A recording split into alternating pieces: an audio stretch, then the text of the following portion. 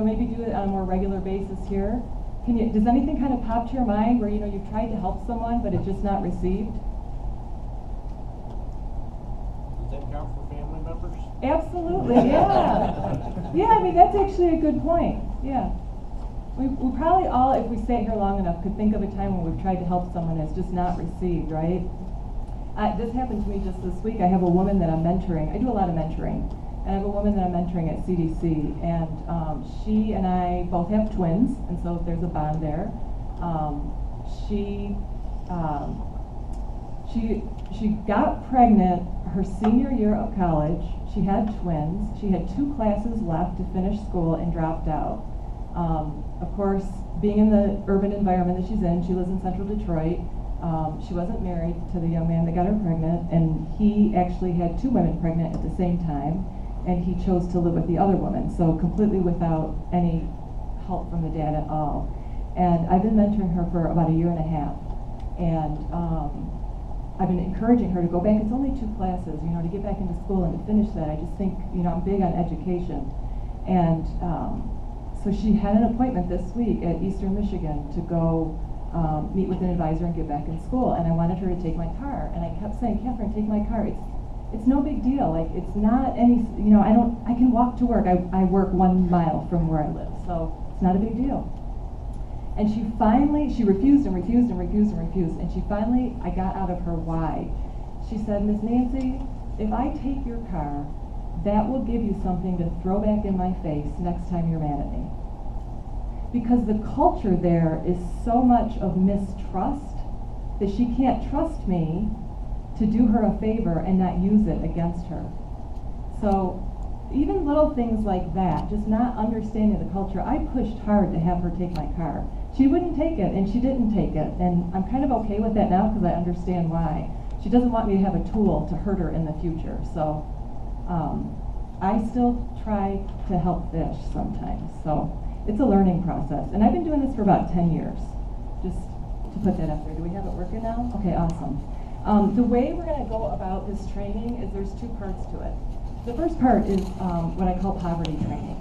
And poverty training, I think those of you who do some work in urban environments will probably really appreciate that part of it.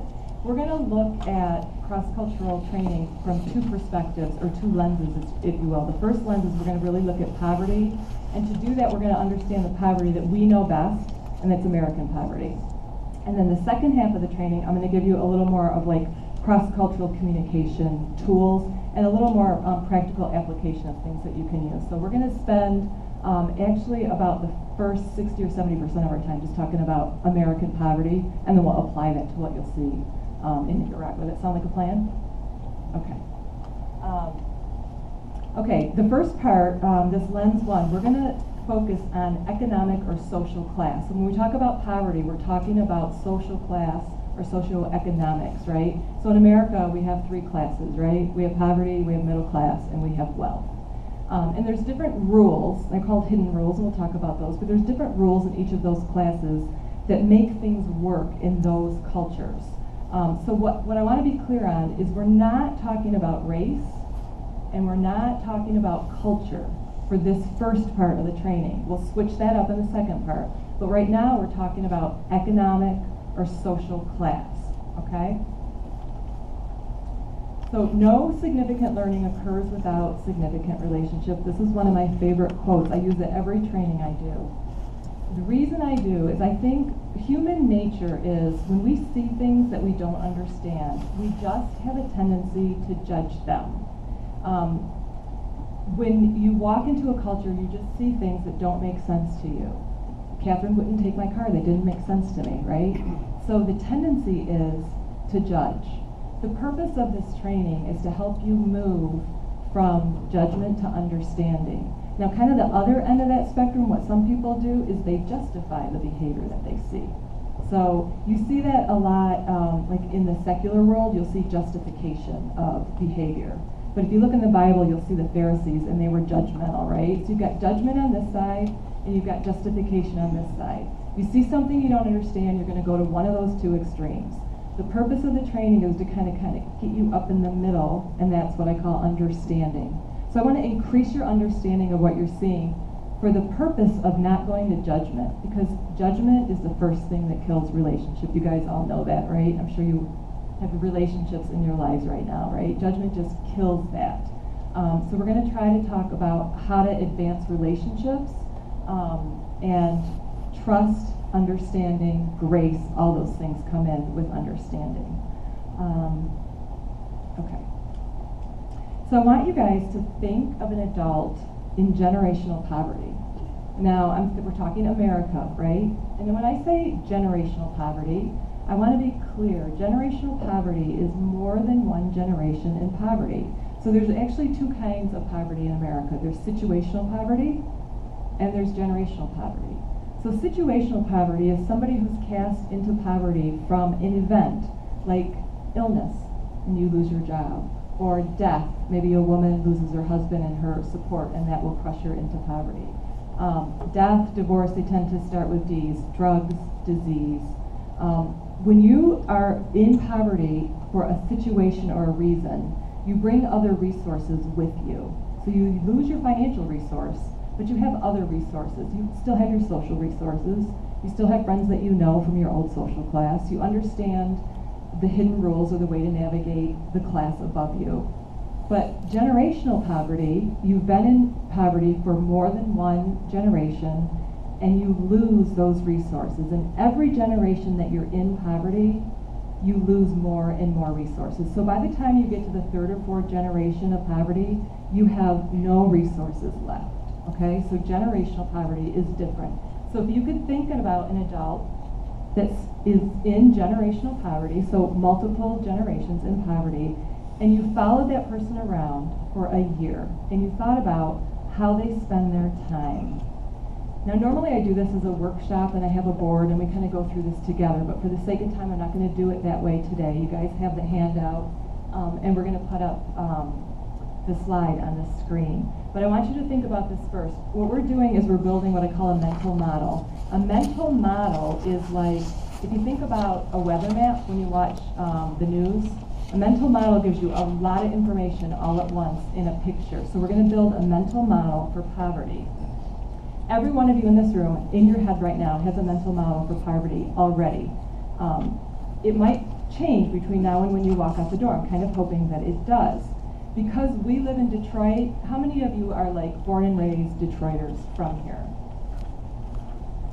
Okay, half to a little more than a half.